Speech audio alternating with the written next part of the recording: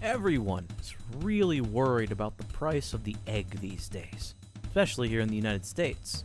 But what about the price of fast food? Sure, not the greatest for you, but it gets you out of a pinch pretty quickly. If you aren't ready to cook, that is. Breakfast, lunch, dinner, maybe even a snack. When you're hungry, you're hungry. More importantly, however, the price of food overall has gone up and has been that way for a couple years now.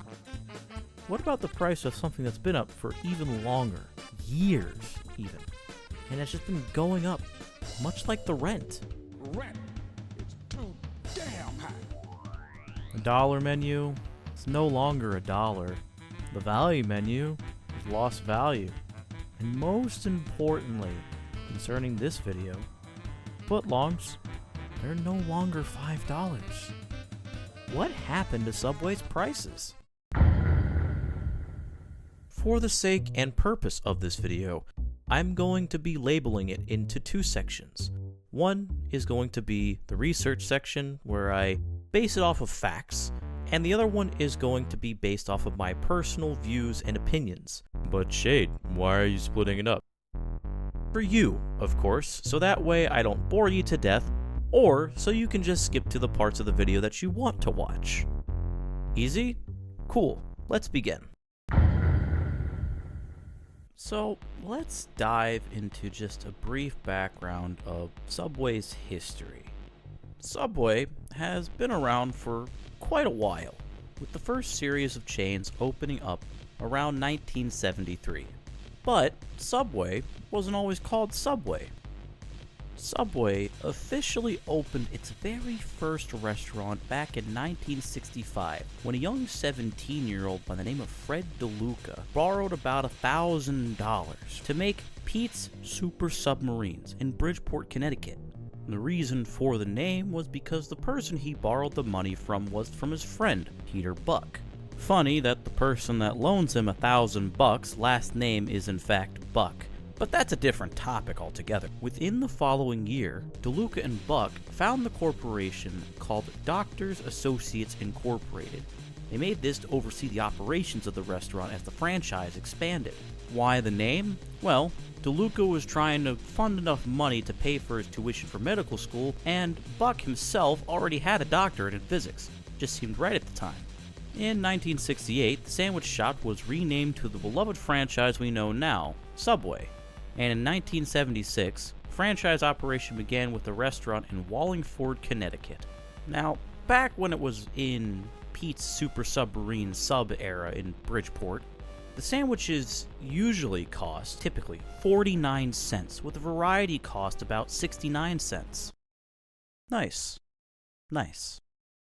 Subtle innuendos aside, as the years went by, and I do mean years, Subway has seen its mix of marginal successes and failures. An example of their continued success was opening first time on the West Coast, within Fresno, California in 1978. And an example of one of their lesser successful endeavors was when they acquired Cajun Joe's, a Boston, Massachusetts-based chain which sold fried chicken and Cajun cuisine.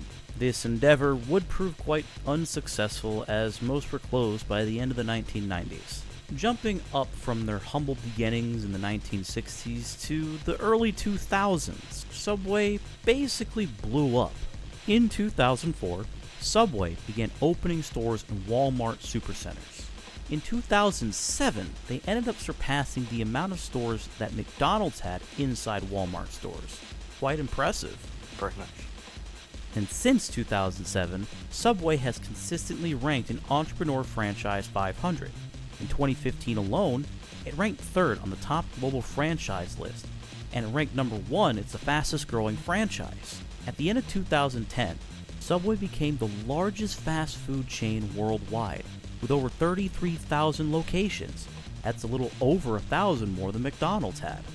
With the marketing campaign with Jared Fogle in 2000 up to 2011, having been featured in many cartoons, movies, and other shows, and the catchphrase of $5 footlong within the early 2000s alone, Subway grew into an affordable, healthy, alternative fast food meal for a family of any size.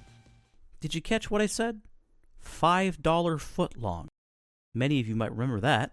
Back in 2001, footlong subs cost at a bare minimum of $5, with the 6-inch being around $2.50, roughly. It was 2008 which began the popularity of the $5 footlong, however, which excluded premium and double meat options. And at the time, it was also part of the everyday value menu. Specifically in February, their February Any campaign would include all footlongs, roughly. This, of course, excluded the premium and double meat options, but still. Interestingly enough, in 2016, the footlong price went from $5 to $6. And in 2018, they ended up bringing the promotion of the $5 footlong back.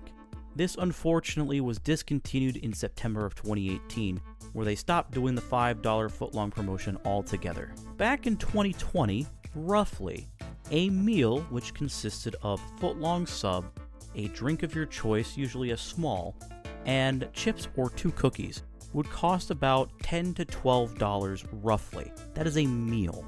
Together, in 2024, and the current cost for a sub is now, by the sub itself, $13, with the meal running around $16 to $17 depending on what you order. So, what happened? So there are a couple of theories and controversies when it comes to the reason as to why Subway has increased its prices over the years. One can blame it on the simple fact of inflation and politics, which we're not going to get into.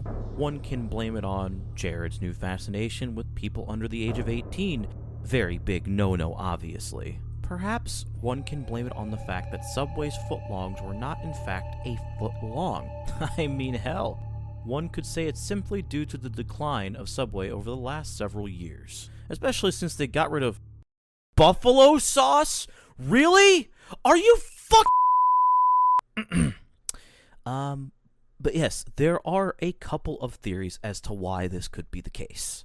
Let's address one of the bigger ones. First, we have the sandwich size. Over the last several years, Subway has been scrutinized for the fact that their foot-long sandwiches are in fact not a foot long. Back in 2013, an Australian teen by the name of Matt Corby complained on Facebook that Subway's foot-long was actually in fact 11 inches rather than a foot long, which is 28 centimeters versus 30 centimeters. Subway responded by saying, with regard to the size of the bread and calling it a foot long, Subway's foot long is a registered trademark as a descriptive name for the sub sold in Subway restaurants and not intended to be a measurement of length.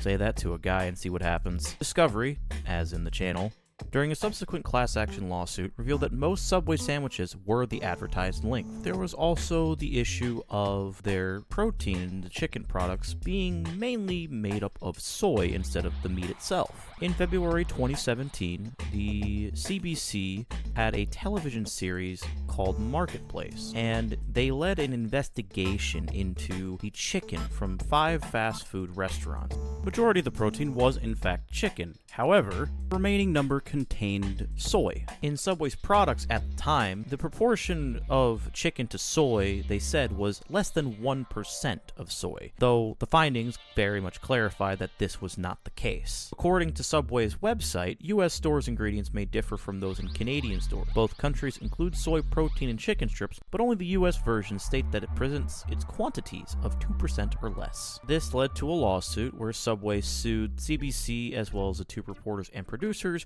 for $210 million. This was under the pretense that they were reckless and malicious, and that these were very much false statements that were published and republished with malicious intent, without any cause or excuse, to a global audience, no less. In 2019, the lawsuit was dismissed through the anti-SLAPP legislation, and in 2010, the Ontario Court of Appeal overturned the decision dismissing the lawsuit altogether. There is also the matter concerning underpaying workers. In 2019, the Fair Works Ombudsman found that 17 Australian-based Subway franchises had underpaid workers.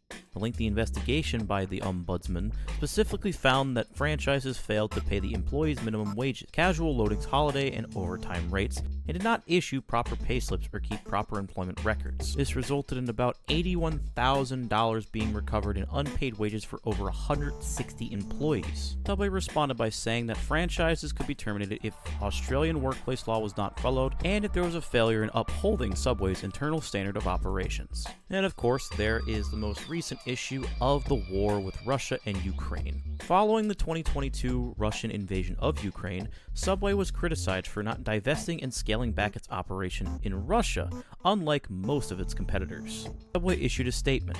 In addition to working with our franchises across Europe to provide meals for refugees, we will redirect any profit from operations in Russia to humanitarian efforts supporting Ukrainians who have been affected by the war. Our restaurants in Russia are all independently owned and operated by local franchises and managed by an independent master franchisee. Despite all that, Ukraine's NACP stated that Subway continues advertising in Russia and collecting payments from its Russian franchisees, therefore listing Subway among international sponsors of war in January of 2024. And finally, there's the very obvious thing of inflation.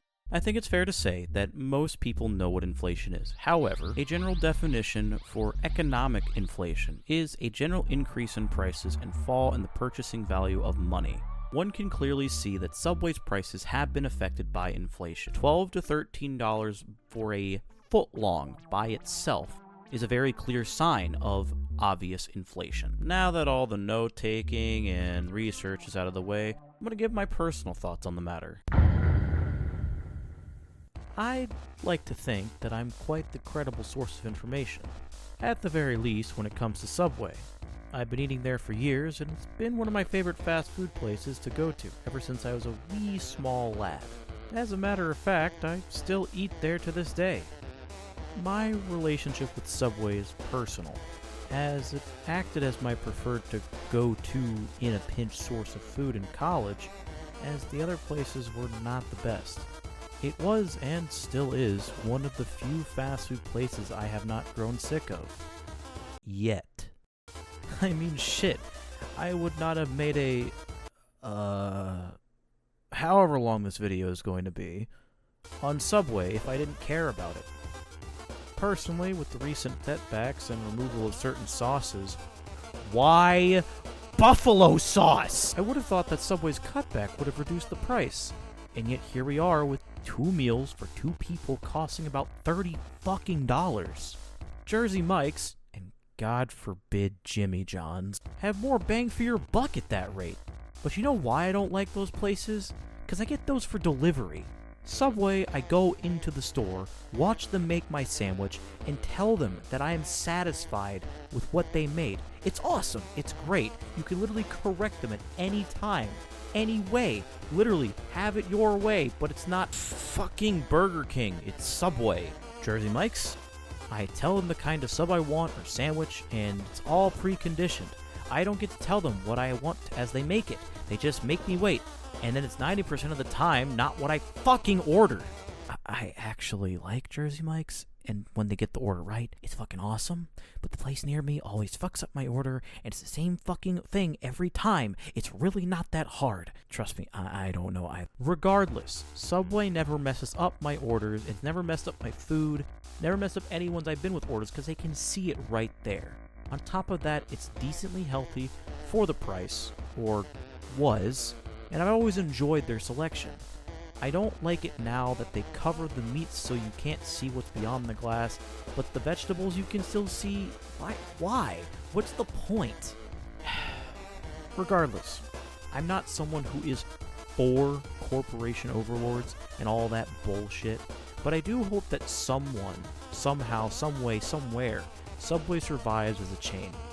It just seems to me that the suits in charge of the company are making really bad choices that will affect them in the long term if they don't pull back on them now and soon. And again, what do I know?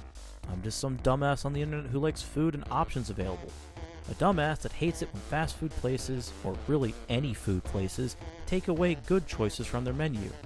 Yeah, Taco Bell, I'm looking at you, taking away your goddamn grillers. Chipotle chicken grill was my favorite, and you took it away. But that's where my headspace is at. Anyway, that's all I really had to share in this section, so... So we're at the end of the video now? Awesome. Alright, well, thank you for watching. I made this video because of a genuine shock of the prices rising since I was in college, which began at the end of 2016.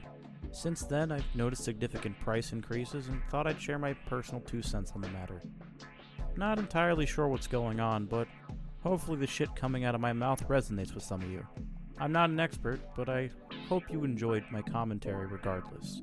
If you did enjoy it, please interact with the video by liking, commenting, and/or subscribing for more content. If you didn't like the video, you should still like, comment, and subscribe. That way you can tell me what I did wrong and prove yourself superior to me, or whatever you like to do. Goodbye for now, and hopefully I will continue to see you around in my visual void.